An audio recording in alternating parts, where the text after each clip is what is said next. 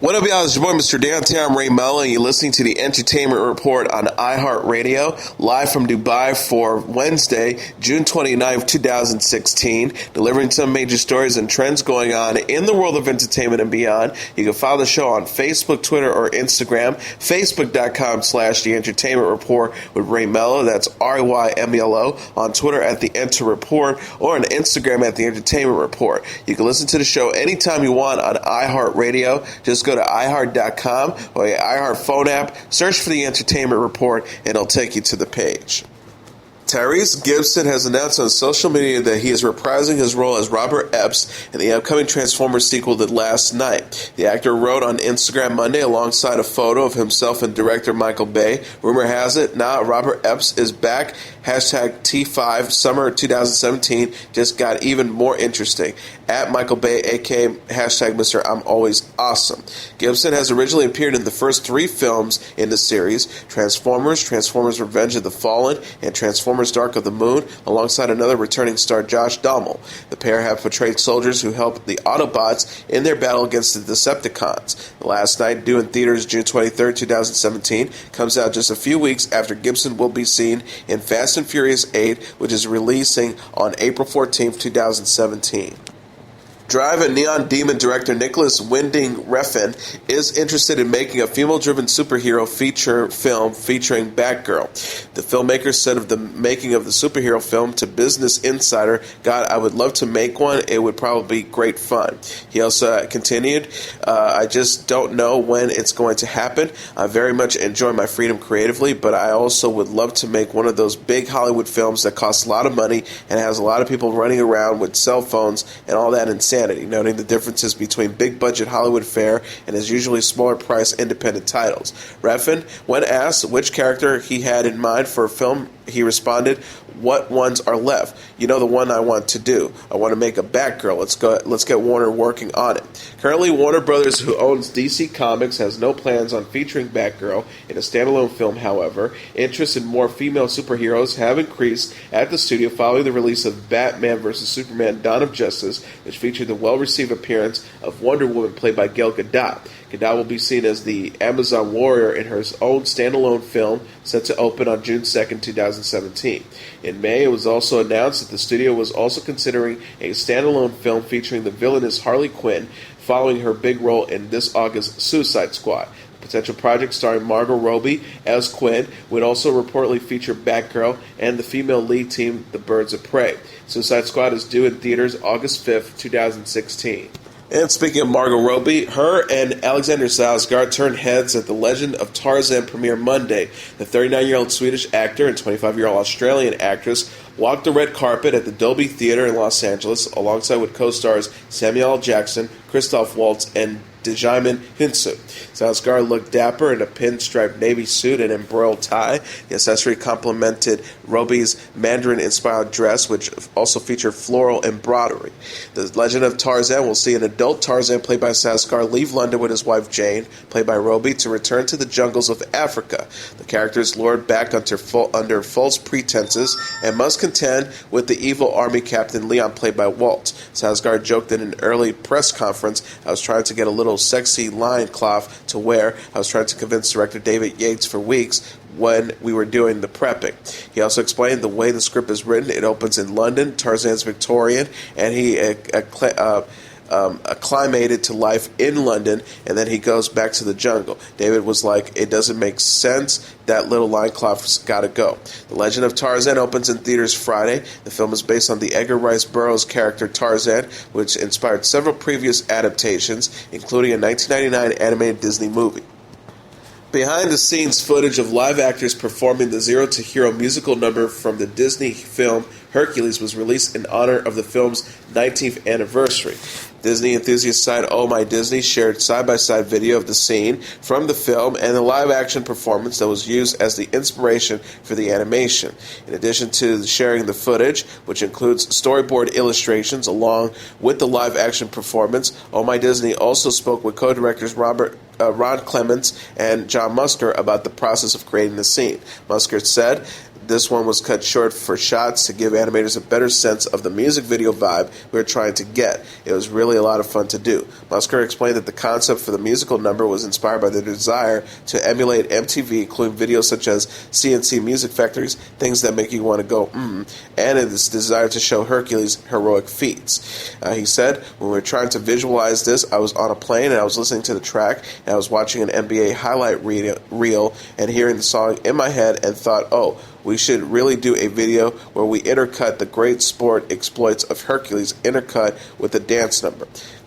Clements said that while using live action sequences reference was commonplace, the work done for this scene was a bit more extreme. Clements said, it was the most elaborate video shoot we've ever done, and I think it's ever been done for animation. We do shot live action reference. That's not all that uncommon on all films we've done, but this went beyond.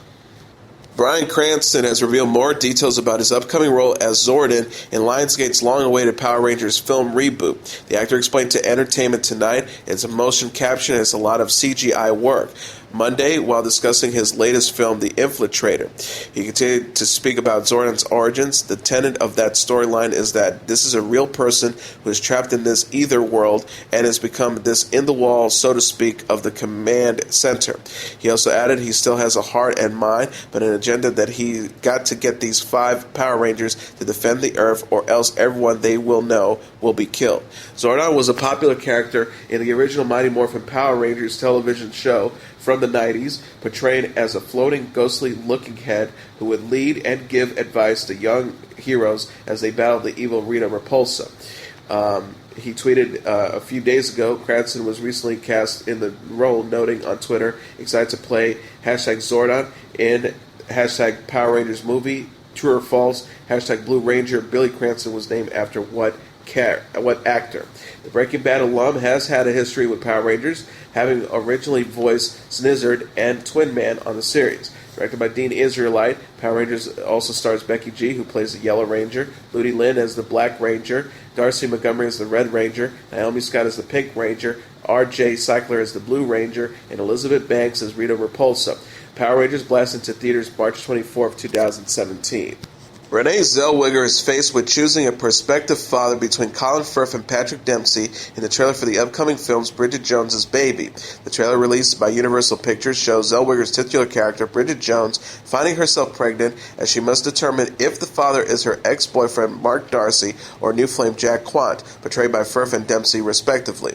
The trailer's description states, in an unlikely twist, she finds herself pregnant, but with one hitch. She can't only be 50% sure of the identity of her baby's father. Firth and Dempsey's character V to be the father of the unborn child, as the trio embark on a series of comical adventures, including attending a birthing class together. The third installment in the Bridget Jones franchise is directed by Sharon Maguire and also stars Academy Award winner Emma Thompson. Bridget Jones' Baby is set to release in theaters on September 16th.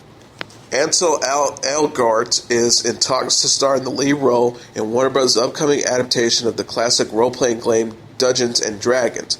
According to Variety, Elgort is the first star attached to the project, which has become a priority at Warner Bros., who are looking to start a new franchise. Dungeons and Dragons is set to be directed by Goosebumps helmer Rob Letterman and scripted by The Conjuring 2 writer David Leslie Johnson. Will follow a warrior and his band of mystical creatures as they embark on an epic journey, as reported by Deadline. Deadline also reports that actor Vin Diesel, who is a noted fan of the game, is also interested in joining the project. Elgort has made a name for himself in Hollywood, following his roles in The Fault in Our Stars, Carrie, and Divergent. He'll next be seen in a remake of The Billion Boys Club and Baby Driver from director Edgar Wright.